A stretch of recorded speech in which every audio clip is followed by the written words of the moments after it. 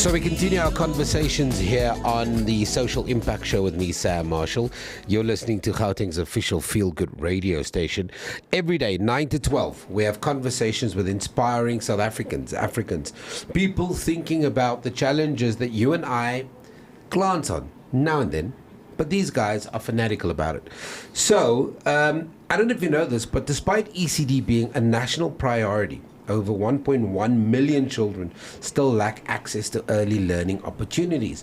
Now, with the 2030 Universal Access Goal fast approaching, stakeholders across government, business, and civil society are pushing for systemic reforms, increased funding, and innovative solutions. Yesterday, the 2030 Bana Pele Roadmap Leadership Summit took place in partnership with the Department of Basic Education and Business Leadership South Africa. Joining me now is Siven Maslamoney from the Bana Pele Program Management Unit. Siven, good morning and thanks for joining me. Good morning, nice to be here. Just in your thoughts quickly, reflect for us on yesterday's event. This event happens in 2025, and it's quite interesting.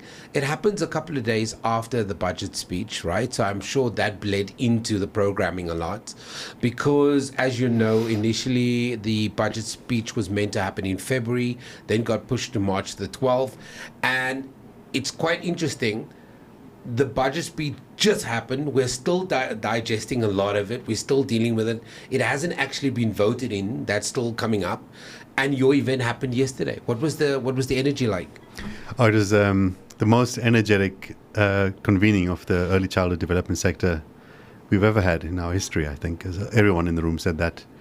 What we're seeing is a convergence of government, civil society, and business take on a really big priority. And as you say, most citizens glance at this issue, but some of us who are obsessed by this have never seen anything like this before. So what we now have for the first time is significant political will. The President was there. The Minister of Education co-convened this with Business Leadership South Africa. And when government, civil society, and business get together, big problems can get solved. Big problems can get solved. And sometimes I wonder, political will is one thing. We need to have the leadership all talking in this, moving in the same direction. And I think, in your words, it's unprecedented because government understands it now as a focus area. But we still have systemic challenges within the ECD space. Guys like the Unlimited, for example, Candice Potgieter, who was the leader there, as an organization has documented over 3,300 ECD centers. Last week we had Tepo Manti from, Real Reform. Yes. There seems to be the will, but there's still massive challenges. We still need to register a fair amount of ECD centers. There still needs work to be done from that basic. How do we fix that? Well, we need, I would say, three things to fix that. We need the sector to unite behind one plan. Because all of us, including me, Tsepo, and all the NGOs are working on their own plans. Everyone's working on their own plans. You can't fix a big problem with everyone doing their own thing. So yesterday's big attempt was to bring the sector together. Tsepo closed this. He did the closing session. Oh wow! To draft. He was meant to come into studio. So he drafted the resolution, and he and a team drafted the resolution that brought everything together. So a huge amount of consensus about what is needed. And what is some of that, Siven? We need a lot more innovation in the sector. We keep doing the same things and expecting a different result. I think we also are totally underestimating the social capital of women in poor communities. Everyone's looking for money. So NGOs are looking for money, but actually the real resource is in communities. And it's currently happening. Whether it's under-resourced or not, it's currently happening. Let me give you a real tangible example of that. So the World Bank did a study commissioned by the Department of Basic Education 2 years ago. And they tried to understand what's the map of resources looking like in this sector. Everyone thinks of ECD as a charitable sector, that someone needs to donate money. There are three sources of revenue in this sector. Parents in this country pay 14 billion rands a year in fees for early learning. That's childcare and early learning. In the poor communities, which is 60% of children, poor parents are paying 3.9 billion. Sure.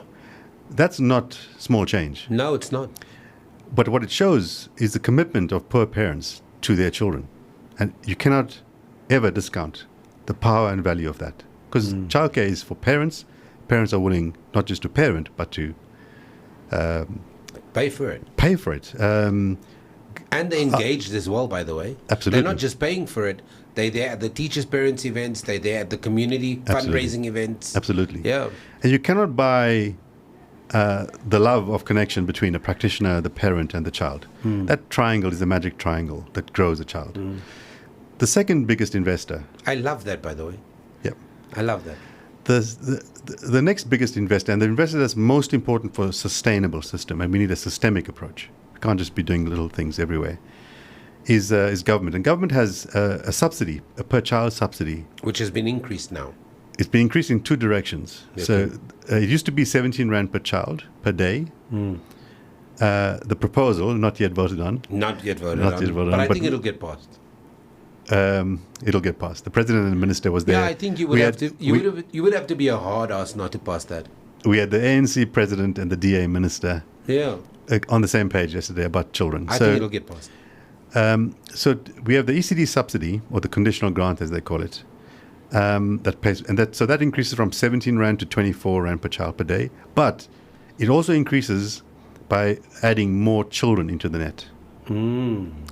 So that's a big. In fact, I didn't think about that. so up until last week, Wednesday, government's contribution on the conditional grant stroke subsidy was 3.8 billion rands. They've now added 10 billion rands to that. This is not an inflationary increase. This is not a token gesture. This is That's government serious. putting skin in the game in a very, very serious way. They're not putting it to NGOs, they're putting it to the child. The money follows the child. So the subsidy is a brilliant mechanism. The third biggest contributor to this is donors. So donors collectively in the private sector, big business mostly, it's about 1 billion rands. And that's proportional. This is meant to be catalytic, not sustainable. And Real Reform, Unlimited Child, various organizations have been funded by donors, and that's been the catalytic injection they've needed to build the sector together. So these are the three investors. So if you put it all together, we have more than 20 billion rands. This is a sector of the economy. It's not a charitable case. It's the informal economy. And everybody is blind to the fact that the engine of our economy is not big business. It's small business. Yeah. So what we're seeing in communities is an entrepreneurial energy, not just a love for children, but an entrepreneurial energy to set up micro enterprises, earn in very uneven ways that we don't quite understand. But these are businesses. These are not charitable cases. We cannot treat a woman who is doing this for a living as a beneficiary of a donation. I love that. I love She's what an you're saying. investee. She's an investee. You invest in her. Because we have to shift the lens, because the lens is wrong. That's the answer to your first question. What The needs to way change? the way we're looking at it is completely wrong. And I think to your point is, as you said, yet we don't have all the data sets that we need for those to make informed choices. So- Leaders like yourself. So I can say the following things. I don't work in government. I support government in this work. We cannot do this at scale without government. So government is critical. But as the minister said yesterday, government alone cannot solve this. We need this triangle of parents, government, donors, and civil society with parents. So we need that partnership. And we've got to shift the lens. So what's already happening, there's been real, I think, important progress. We don't know the answers, but as the minister said yesterday too, is that we cannot pretend like we know. We cannot say that we have the answers. And she's challenged everyone in the room to say, what you've been doing so far, what we've been doing so far, is not good enough. We can't be attached to our solutions. We've got to be in love with the problem, not with our solutions. So we've got to change our mind about what we do. Yeah, if I was in the room, I'd probably have told the minister, as a social impact journalist, this show runs Mondays to Fridays. It's focused on CSR, shared value, social innovation, social capital, ESG. That's all we do every day. I would have told the minister, I think you're wrong. I've met passionate people that work in this ECD space.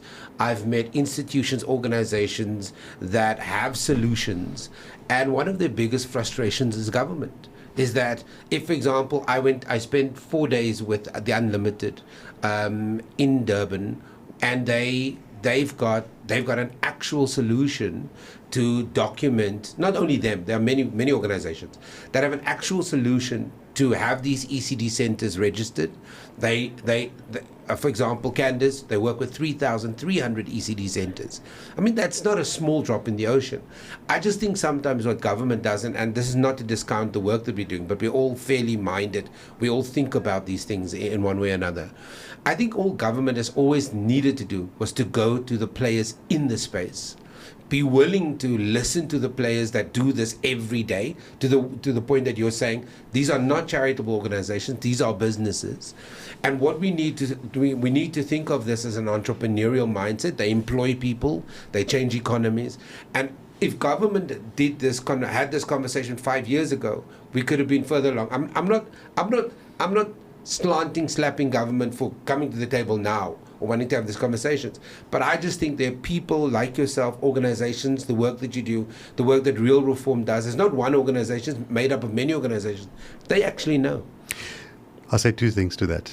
Firstly, I'm one of those who spend every day in this. Yes. So, and I think you know. Well, I'll tell you, I want to come back to that. But firstly, the president yesterday in his keynote address started by apologizing. Thank you. He said that is amazing. It's a significant acknowledgement of that mistake. So he said we made a mistake. We should have done this 30 years ago. So acknowledgement made, apologies made, apology accepted. Let's move on. So let's move on. So I spent a decade on solutions. I'll give you some examples. So the largest independent provider of early childhood development is a home-based solution called Smart Start. We have 12,800 practitioners as of yesterday, with more than 190,000 children every day in early learning. So we are the largest. Wow. We are acknowledging, as Smart Start, I sit on the board of Smart Start, that we cannot walk into any conversation saying we have a solution. We may have a solution, but we have to have the humility to say we may be wrong. Yeah. Right? So you go into the conversation to say, what other ideas are there that is more sustainable, more affordable, faster to scale? And I can say that having spent a decade and I'm a funder, so we're funding a number of initiatives here. That what yesterday brings together, and everyone in the room agreed, funders, NGO partners like Unlimited Child you're talking about, and Smart Start and others, are acknowledging that yes, we're proud of the work we've done for a decade. And you've done a lot. We've filled the gaps when they need to be filled. We've tried our best. We're learning a lot. But we all have to walk into the room to find a different level of solution. We've got 6 years to get to scale that no one's ever done before. No one. As a country, we have done quite big things before. The energy crisis. We had the energy crisis people in the room talking about how they solved it by bringing people together. So we still have occasional load shedding, but it's nowhere near as bad as it was in 2023. Yeah, but unfortunately this week we're not to digress because that's not the point, but we're going back to 8-hour load shedding schedules.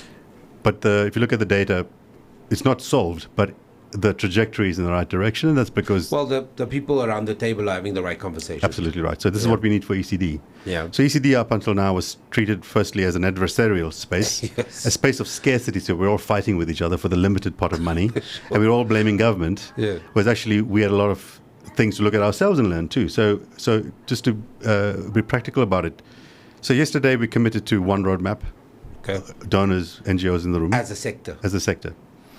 Which is monumental. It should be on every news story today. It should be a lead story everywhere today. Well, I'm telling you now, one of the disappointing things I have is about our news. So it's a digression. But yesterday, the president made a really, really important statement. The number one news item yesterday was journalists door-stopping him out of a children's conference to talk about Ibrahim Rasool. I saw that. I mean, I'm so angry at that. Yeah, that's ridiculous. But that's a digression. So it's also a digression about the apology thing, about the humility thing. But I think it's really, really important for me personally, as someone involved in this every day, to acknowledge that I don't have the answer. I may have a solution, but I have to listen to somebody else. They may have a better solution than me. I've got to be able to let go of what I thought was right, because Unlimited Child may be better than me. I've got to watch it, listen, and learn. So that's where we're at as a sector. I think the summit landed quite a significant consensus and energy to drive. And I just want to give you a few examples of real practical things where this is playing out. So what you were describing, Unlimited Child's frustration with the registration. So up until the beginning of last year, the registration regime for a micro-enterprise in a poor community was impossible. It was written for formal businesses. It was written as one-size-fits-all. It needed a car park, a ceiling. It was written for safety in mind, without being flexible enough. And understanding the context. Way we are, So understandable, all governments work like that in the world. They're bureaucratic, rules-based, risk-averse, and that was the process. And my team has been banging on that door with DSD and local government for a decade. Last year, the previous Minister of Education opened the door. She said, I want this registration regime to change. And what we had was a government willing to do that, and they've changed it. And they acknowledged that, but we can't execute this. So we have set up this program management unit where I'm now sort of seconded for 80% of my time to support provinces and national government to roll out a mass registration drive. We tested a brand new system. It's a multi-platform digital system that tested in Gauteng. In 2023, Gauteng registered 200 ECDs. In the 6 months from July to December, they registered 2,000. And that's 20% of what they have to do. And this year they'll do. We've established a 40 million rand infrastructure fund to support sites that don't meet the requirements but need a fire extinguisher, a gas cage around the gas pot, little things, prohibiting them from being qualified. Exactly. So this mass registration drive has built provincial partners with NGOs and government, brought in the private sector to fund infrastructure at scale with government leading, and government is leading this process. So significant progress. So she may still be feeling the pain in KZN because they're coming next. The head of ECD, who's a new head of ECD, brilliant woman, Nozipo, has just been appointed head of ECD. She's going to fast track registrations in KZN. So that's mass registration. At yesterday's conference, the minister, the deputy finance minister, and a global leader in a real big innovation called results-based financing. So this is paying for outcomes, not just paying for inputs. After 2 years of working in very complex procurement system, are about to launch a 600 million rand fund. I've invited all the NGOs to pitch, to say, can you meet quality outcomes? And if you do, it's a pretty lucrative incentive for you to do so. And that will get launched later this year. Just on the back of that, I want to ask, when you go from focusing to quality outcomes as opposed to input, there needs to be a shift as well, because you now have to get people that were thinking one way for the longest time to start thinking of what does that mean? What does a quality output look like? How are you finding those conversations? Tough, because we are so trained to think that quality is about qualifications. Yes. The neatness of the building and how fancy the building is, how fancy the toys are, and what the research has shown, and this has been done. 2021, we launched what is called the Thrive by 5 Index, which is a very unique scientific way to measure whether a child is on track by age 5. It's a uniquely South African invention. And we did a big census in 2021, and in poor communities, only 3 out of 10 children are thriving. And these are children in early learning centers already. So our early learning centers need to shift from 3 to 6 to 8 children on track by 5. And it will require a huge shift, not just in mindset, but in real investment shift. The donors are at the table now, and that conversation is happening. The census for 2024 happened and will be published in August to keep track now of whether our children are improving. So that's the second biggest thing to talk about in the ecosystem now. We're shifting that. We're not just talking about our opinions anymore. We're talking data. This is measurements, large-scale samples. We're making decisions based on information and evidence, not based on your good idea versus my good idea. So it's got to be based like that. So you don't make an investment in business with your private money without looking at scenarios. Feelings. Yeah. So we can't have donors also just or government making investments on, that's a good idea, I like it. If you look at yesterday's summit in relation to, and I always urge people when we have these conversations, it's always in view of the larger story. This conversation, as we started off right at the beginning, this conversation happens literally days after the budget speech that has not been voted in. And I think they'll only convene in 35 days from the date of the budget speech, and then they'll go through whatever they need to go through and find the middle ground on stuff. If you reflect, you sit on the board, if you reflect on the quality of the conversation yesterday as opposed to the previous one, just reflect for me on that in terms of if you have to then measure that conversation versus what happened yesterday. It's like day and night. It is a significant shift. I'm biased because I designed it, ran it, and organized it in partnership with the DBE as a sort of member of the private sector. But we had a lot of feedback, engaged with people. In fact, WhatsApps all morning, all partners describing this as a game changer. You know, the people in the room are leaders, so they're not just that excited by the president being there. I mean, that's significant, but what really matters is the substance. So we spent the afternoon working together in commissions, establishing the milestones, realistic milestones. And I think that what people felt, in fact, I'd just come out of a meeting with 2 global partners running the Education Outcomes Fund for us. And they said they're still buzzing from yesterday. They work in South America, in Africa, across the continent. They said they've never felt a buzz like yesterday, with the energy, both with political leadership, civil society, and NGOs and donors in the room, an unbelievable consensus. So I think we have a moment. We've got to use it. So it's, those moments come and go. If you don't use it, you waste it. So my principal said to me, time is the enemy of progress. Exactly. So we need to be smart about acceleration. I mean, our view on this is that the political landscape for this reform has never been riper in our history. But as you know, politics changes, and we think we have an 18-month window because elections will come, and this president for sure will change, and it has to change. And so you've got to capitalize now. We've got to land some unchangeable victories now. And the 10 billion rand allocation is, I think, I can't see a new government changing that, taking money away from children. So that's going to be unshiftable for any politician, actually, unless we have a Trump-like regime. Who knows? We're a long way from the US on that. So I think we have a very decent society. So the Outcomes Fund, the Thrive by 5 Index, the mass registration is now rewritten. So that's not going to change for the worse. It'll change for the better because we need to improve that. So I think that we do have, without being hasty and making rash decisions, there's a window of opportunity which kicked off yesterday that I think, and we'll convene this summit every year to keep ourselves accountable. So, a game changer yesterday.